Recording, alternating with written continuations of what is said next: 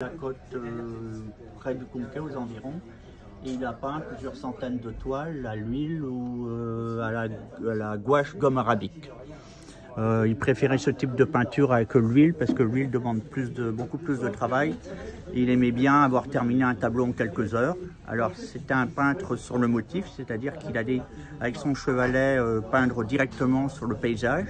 En 2-3 heures, il avait quasiment terminé le tableau et après, en son atelier, il venait donner les derniers coups de pinceau pour terminer le tableau. Donc il a peint surtout, beaucoup de tableaux de marine, mais il a peint aussi beaucoup de sous-bois, à la manière de son père qui peignait beaucoup de sous-bois dans la région, qui étaient des tableaux très reconnus dans les plus grands musées au Louvre ou ailleurs, partout en France. Et les sous-bois aussi, il était vraiment expert pour faire les sous-bois comme son père, pardon. Il peignait un peu aussi tout ce qui est habitat breton, notamment tout ce qui est chapelle. En fait, il était totalement guidé par ce qu'avait fait son père, qui a aussi fait tout ce qui est Bretagne natale, l'habitat breton, les marines bretonnes. Tout ce qui est calvaire, chapelle, église, etc. Et puis Brest. Alors son père effectivement a eu des prix très importants, mais il était surtout reconnu pour tous ces tableaux en Bretagne. C'est là qu'il a peint le mieux.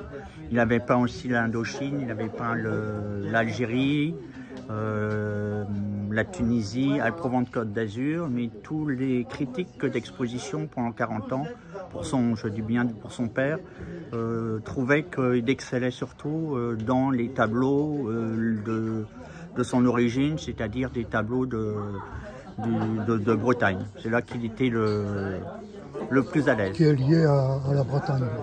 Voilà, et après, en fait, je pense que ces deux personnages, ils étaient comme son père, ils ont une peinture assez humaine, assez dépouillée, équilibrée.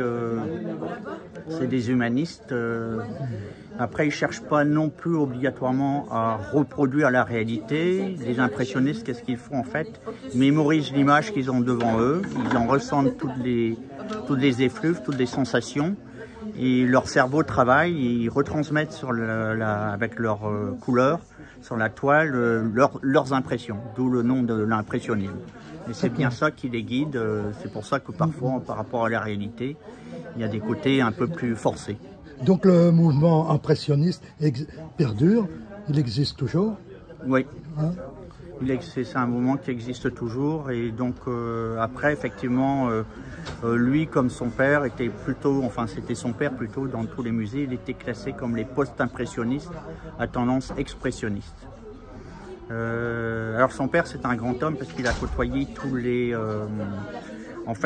peintres de Montmartre, c'était les années 20 à 40, là où excellaient tous les plus grands maîtres. Hein.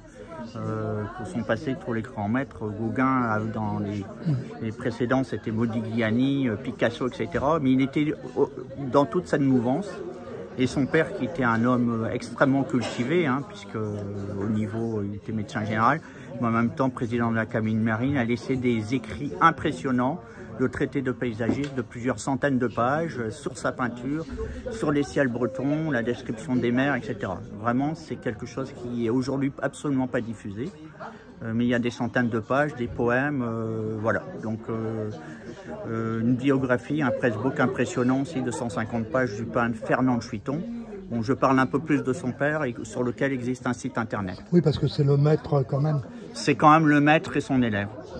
Alors pour la petite histoire, Michel de Chuiton, parce que c'est un homme que j'admirais aussi, il avait une admiration pour son père, l'arrière-grand-père, c'est-à-dire il y a Michel, Fernand, et au-dessus encore, Ferdinand. Ils étaient tous les trois à peindre sur le motif en Bretagne, la côte, l'habitat breton. Alors le grand-père, l'arrière-grand-père peignait une peinture à l'œuf, il a peint peu. Le grand-père, on va dire, Fernand de Chuiton, il a excellé, et puis le fils, il a repris le flambeau. Parce que le mouvement impressionniste était très, comment dire, comment dire, très bretonnant à une époque. Beaucoup d'artistes un peu international. Oui, parce qu'en fait, la peinture impressionniste a beaucoup, les impressionnistes, le mouvement est parti, je crois, de Paris, j'en suis pas certain, je suis pas connaisseur, mais les impressionnistes sont passés surtout du côté où était Gauguin, etc. Donc c'est la Bretagne Sud, parce qu'ils avaient des impressions en Bretagne, des paysages et des couleurs qu'ils ne retrouvaient pas ailleurs. Donc c'est ça, la Bretagne les a intéressés par les ciels, les mers, les changements de couleurs, les impressions, les mouvements. Donc il y a toute une période où des impressionnistes ont excellé, effectivement, ils sont allés en Alpes, Provence, Côte d'Azur, mais il y en a beaucoup qui sont venus effectivement, Pont-Aven, où il y a tous les impressionnistes et post-impressionnistes. Oui, parce que c'était Pont-Aven. C'était Pont-Aven, voilà, c'était Pont-Aven. C'était Pont-Aven. Ouais. Après, effectivement, et donc le peintre là, Michel Auchiton, qui peignait bien, il a quand même passé énormément de temps, il a passé 20 à 30 ans à mettre en valeur les tableaux de son père. Parce qu'il avait parfaitement compris, c'est lui qui a repris tous les écrits de son père de façon manuscrite. Il a passé des centaines d'heures, c'est lui qui a repris toutes les toiles de son père pour les mettre sur châssis, les encadrer, les repeindre, enlever les moisissures. Donc on lui doit un travail de fourmi pendant 30 ans, avoir repris le travail de son père pour le mettre en valeur. Et c'est lui qui a fait exposer à l'international les plus beaux tableaux de son père. Et c'est à lui qu'on doit reconnaître toute cette mise en scène, tout ce travail de fond. Bien, merci Hervé, c'est passionnant hein, votre histoire là, de cette famille d'artistes peintres. Voilà, je vous envoie ça sous mail, hein, et puis à bientôt. Voilà, merci beaucoup, merci. Je suis fier d'avoir pu présenter qu'il y a un intérêt. Un plaisir de voir cette toile ici. Hein. D'accord. Merci, au revoir.